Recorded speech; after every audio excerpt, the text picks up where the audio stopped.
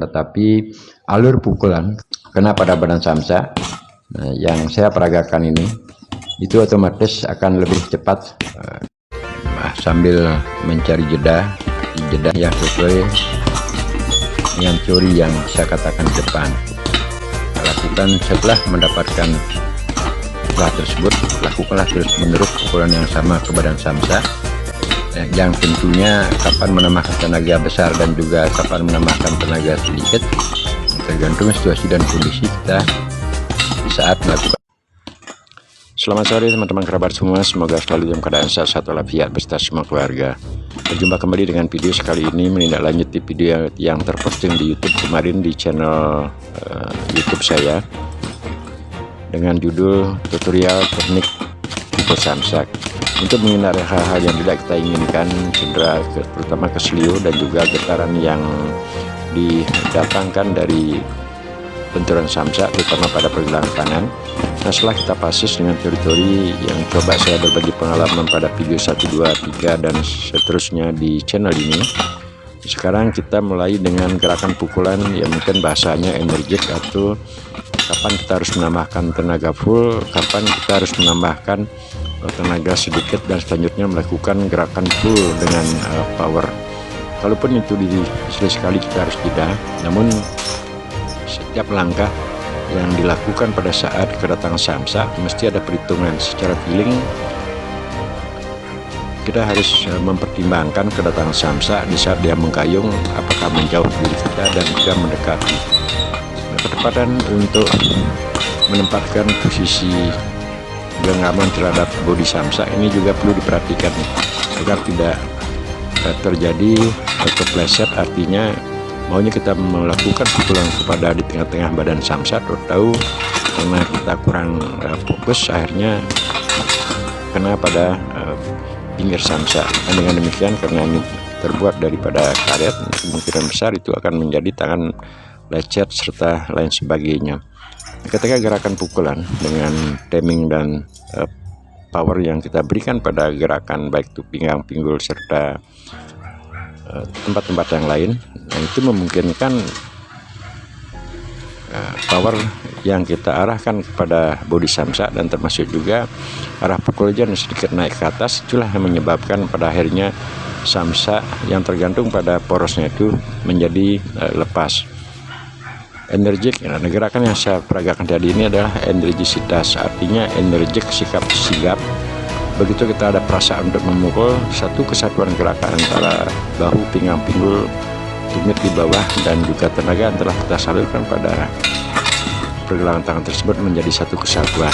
Dengan demikian baru kita berani untuk melakukan full power. Untuk teman-teman pemula, kalau boleh saya berharap ketika senang atau mau menggeluti olahraga dengan media samsa sebagai partnernya, kalau belum pernah ataupun sudah pernah sebelumnya melakukan pukulan terhadap badan samsa, nah ketika pernah menonton, melihat ataupun mencermati daripada pengalaman saya, nah saya berharap sebelum teori dan teknik-teknik pakem itu benar-benar dipahami, jangan mencoba-coba untuk melakukan pukulan sekeras-kerasnya tanpa melalui suatu pemahaman daripada pakem tersebut. Karena saya akan ulang lagi, sebab daripada pergelangan tangan itu akan menerima benturan pertama dari kedatangan samsa yang berayun. Nah, ini bicaranya kita adalah samsa yang berayun. Ketika hal tersebut kita tidak siapkan teori atau pakemnya sesuai dengan video-video yang telah saya coba berbagi pengalaman pada channel YouTube ini, itu akan menjadi risiko yang cukup mengandung risiko kemungkinan tangan kelepeset. Kedua juga yang paling ini yang tidak kita harapkan adalah benturan daripada kedatangan samsa dengan pergelangan tangan. Jadi pergelangan tangan itu bisa keselio atau paling tidak juga otot kita akan menjadi benturan pertama kali. Apalagi ini di teknik atau pelatihan saya menggunakan media samsa tanpa melalui sarung tangan. Kebanyakan saya lihat di Google ataupun di tempat-tempat lain saat berlatih menggunakan media samsa kebanyakan menggunakan sarung tangan. Kalau saya sendiri dari awal tidak terbiasa menggunakan sarung ini, memang istilahnya tangan telanjang, namun yang kita pastikan adalah untuk mengenai ke daerah badan samsa, tombolan atau tonjolan tangan dua, atau tangan dua kanan dan kiri. Silakanlah jeda sebentar setelah gerakan-gerakan itu kita lakukan. Nah, pada sore hari ini saya berbagi pengalaman dengan melakukan olahraga hanya 8 menit, ya 8 menit saya ukur, sambil juga tadi kita lihat setelah kena pukulan samsa tersebut jatuh, kita ambil lagi dan terpotong waktunya, sehingga total olahraga yang saya coba rangkum dari awal sampai akhir desain video ini kurang lebih 8 menit.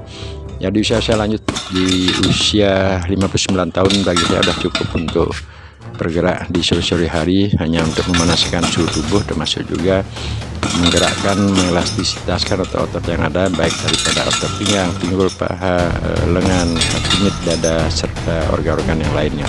Nah, dengan demikian kita berharap semoga dengan elastisitasnya otot-otot tersebut berkonstruksi dengan satu otot dengan otot yang lainnya, itu akan menjadi peredaran darah kita semakin lancar. Nah, itu harapannya dengan darah beredar semakin lancar, suhu tubuh kita tetap menjadi stabil, apalagi di suasana pandemi yang sangat berkepanjangan.